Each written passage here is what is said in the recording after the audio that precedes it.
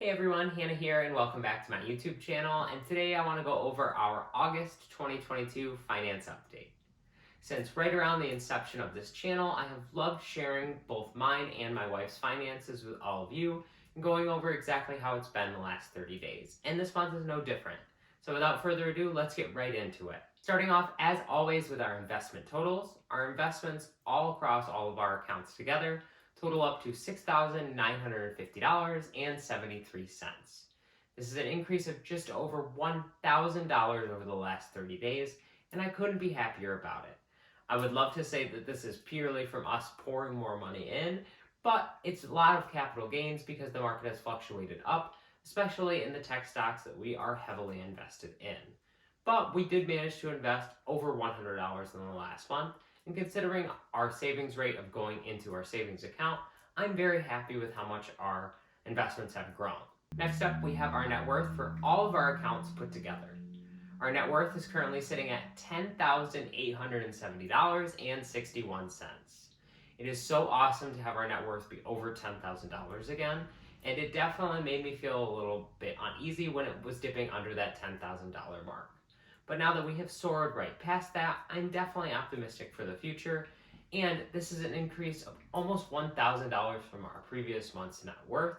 And while a lot of this was those investments going up in value over the last 30 days, a lot of this was also just us being able to put more money into the savings account every single week, and it has definitely shown. Next up, we have our spending totals for the month of August. Now, most notable on this list of totals for the entire month is definitely my spending in my wants category and the us wants category.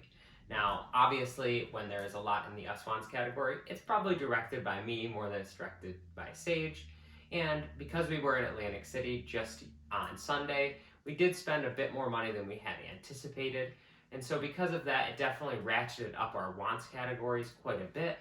And so as sad as I am that we did spend so much money in our wants over the last 30 days, I generally feel good about our spending habits, and I think as the month as a whole, I think we did really well. And there were plenty of times over the last month that I wanted to do X or Y, and I chose not to because it wasn't in our fund money.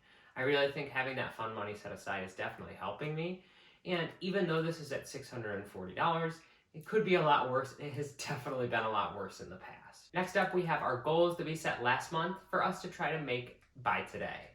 Our first goal was to have $1,000 in our savings account, and I'm happy to say that we not only met that goal, but exceeded it completely. Our goal was to hit $1,000, but we now have $1,140 in our savings account, and it's just awesome to be that far ahead. Now, unfortunately, we did not meet our next goal, which was to have our wants be under $500.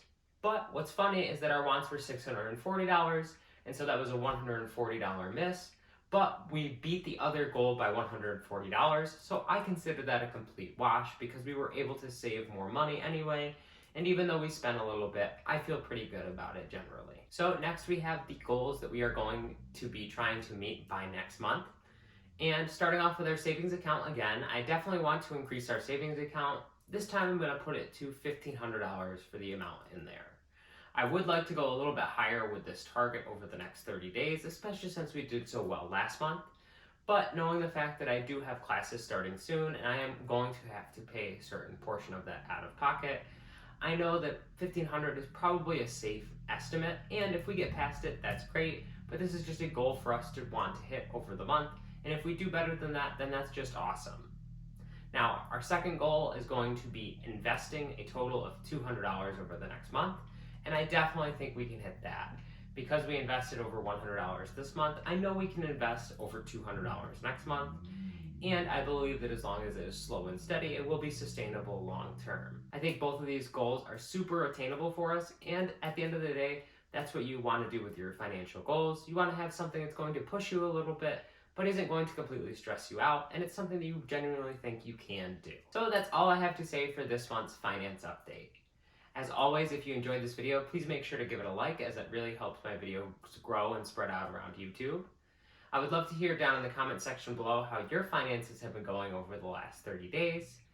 And last but certainly not least, make sure you are subscribed and hit that notification bell. That way you can be alerted every single time I upload a video whether it's about the finance or fun stuff side of this channel. I have so many great things planned over the next month, and I am keeping consistent with this 2 videos a week schedule, so you're definitely going to want to be subscribed so you can keep up to date whenever I post a video. Thank you all so much for watching, and take care.